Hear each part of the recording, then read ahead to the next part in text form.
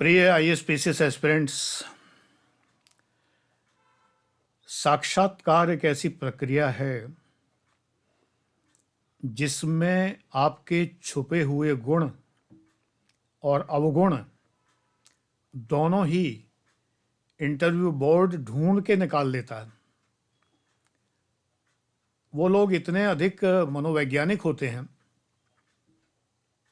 कि सामान्यतः interview board में एक अलग से साइकोलॉजिस्ट बिठाने की ज़रूरत नहीं पड़ती है, लेकिन कभी कभी एक साइकोलॉजिस्ट अलग से भी बिठाया जाता है।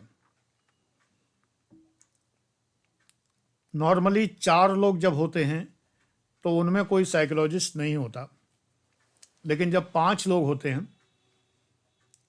तो ऐसा अनुभव है मेरा कि एक साइकोलॉजिस्ट मनोवैज्ञानिक ज़रूर होता है। मेरा ये मानना है कि इंटरव्यू बोर्ड के मेंबर्स और चेयरमैन इतने मनोवैज्ञानिक स्वयं होते हैं, इतना अनुभव होता है, जैसे मुझे हो गया सरकारी नौकरी करते करते, कि सामने वाले के मन में क्या है ये भली भांति वो जान लेते हैं। आपके एक्शंस से पता चल जाता है कि आप कैसे हैं। मैं आपको वही गुण विकसित करना सिखाता हूं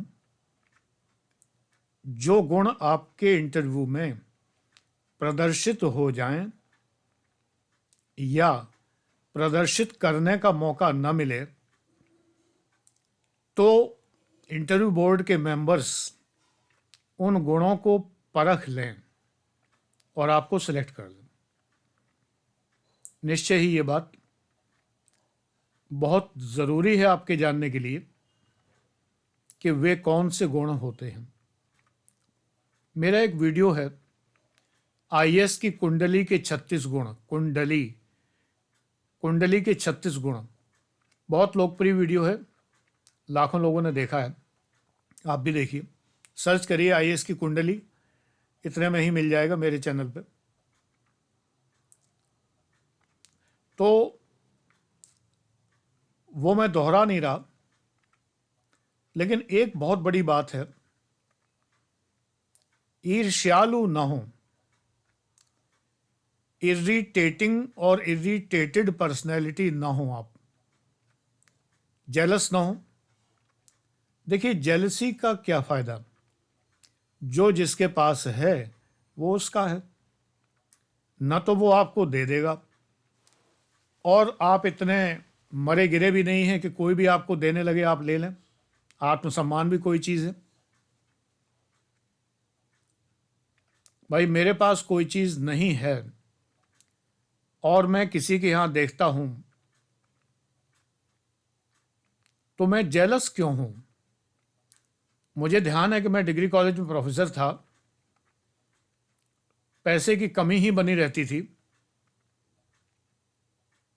अचानक चीनी बहुत तेज़ हो गई, महंगी हो गई।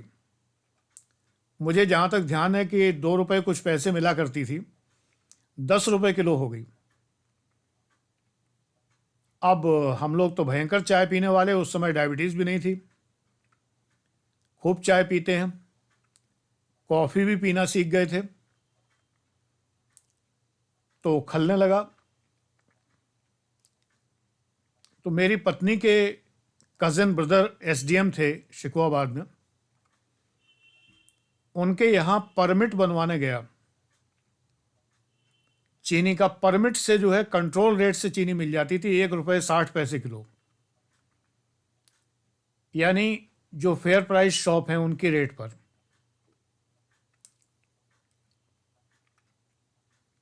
बाय द वे, उस दिन उनके घर बच्चे की बर्थडे थी। मैं अजीतमल डिग्री कॉलेज इटावा में पढ़ाता था, वहाँ से मैं गया था शिकोहाबाद। उस बर्थडे में मैं शामिल हुआ तो मैंने देखा कि एक एसडीएम का जलवा क्या होता है।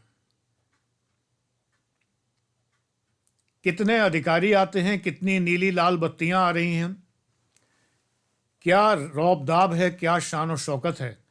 तो मैंने जेलस होने के बजाय उनसे कहा, मुझसे बहुत बड़े हैं उम्र में, 15 साल बड़े बड़े होंगे मेरे ख्याल से। मैंने उनसे कहा कि भाई साहब, ये आईएएस पीसीएस की तैयारी कैसे होती है? बोले मैं तो कब से कह रहा हूं, मेरी पत्नी का नाम लिया कि उनसे मैं कब से कह रहा हूं कि दीक्षित जी भी तैयारी करें, क्यों नहीं करते? इतने ब्रिलियंट हैं, फर्स्ट क्लास हैं, सारी बातें हैं, क्यों नहीं कर रहे हैं? आपने सोचा बहुत अच्छी बात है, मैं आपको कुछ पुस्तकें दिलवाता हूं, आप घर लौटकर तैयारी शुरू करिए, चीनी वीनी तो पहुंच जाएगी आपके यहाँ, उसकी चिंता मत करिए। मैं जेलस नहीं हुआ, मैं ईर्ष्यालु हो सकता था। उनके घर मज़े की बात यह, एक रेडियोग्राम रखा हुआ था, मुझे रिकॉर्ड प्लेयर्स का शौक था, मेरे पास भी एक था छोटा मोटा रिकॉर्ड प्लेयर। ऐसे समझ लीजिए कि रिकॉर्ड प्लेयर मैंने जो ख़रीदा था वो 400 रुपये का आया था, HMV का कैलिप्सो, जिस पे बड़े बड़े रिकॉर्ड बजा करते थे। रिकॉर्ड उन दिनों 45 रुपये का आता था, बहुत महंगा था। और रेडियोग्राम जो है वो करीब करीब 1800-2000 रुपये का आता था, यानी ग्रामाफोन और रेडियो। उस पर एक बॉनी एम का रिकॉर्ड लगा हुआ था, बहामा मामा, BAHAMA, बहामा मामा। और आबा के कुछ ABBA, अब्बा नहीं है वो, आबा है। आबा और बॉनी एम के कुछ रिकॉर्ड थे, ज़बरदस्त धमक के साथ बज रहे थे। मैं जेलस नहीं हुआ, मुझे लगा मुझे भी इस लायक होना है कि मैं भी खरीद सकूं। मैंने पुस्तकें ली, लौट के आकर तैयारी शुरू कर दी। 10 महीने थे, आईएएस की उम्र निकल गई थी जब मैंने सोचा। कई बार तुम लोग सोचते होगे कि गुरुजी कई बार कहते हैं कि मैं 4 बार पीसीएस में सेलेक्टेड हूं, आईएएस की मेरी उम्र निकल गई थी, तो भाई पहले क्यों नहीं सोचा? आईएएस की उम्र रहते ही क्यों नहीं बैठ गए? मैं सोचता ही नहीं था कि मुझे सिविल सर्विस में आना है। भ्रष्ट नौकरी, करप्ट लोग, मुझे इधर नहीं आना था।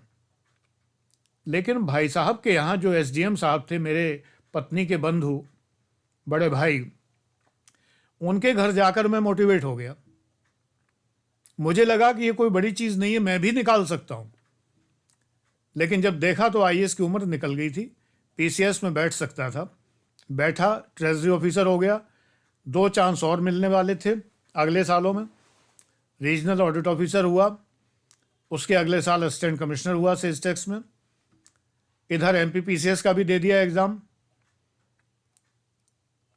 वो किसी से प्रेरित होके नहीं, बल्कि वहाँ एक मेरे रिश्ते में पत्नी के नाना लगते थे ग्वालियर में, उन्होंने एक बात कही कि यूपी वाले तो कहीं भी किसी भी एग्ज़ाम में बैठते हैं, सेलेक्ट हो ही जाते हैं। तो मैं और किसी से प्रेरित नहीं हुआ, उनकी इस बात से प्रेरित हो गया। मैंने कहा MPPCS तो मैं भी दूंगा। मैं उसमें BDO हो गया 1982 बैच में। तो बेटा, जेलस नहीं होना है, प्रेरित होना है। आपके व्यक्तित्व का बहुत बड़ा गुण है, don't be jealous but be motivated. यदि कोई आपसे बड़ा दिखे तो उससे मोटिवेट होइए, जेलस मत होइए। मैं मोटिवेट हुआ तो पीसीएस अधिकारी बन गया, फिर प्रमोट हो गया, आईएएस रैंक पे पहुंचा। अगर जेलस होता तो जल भून के खाक हो गया होता, सड़ा हुआ मुंह लेके लौट आता। इसलिए don't be jealous but be motivated. आज के वीडियो का सारांश यही है। God bless you.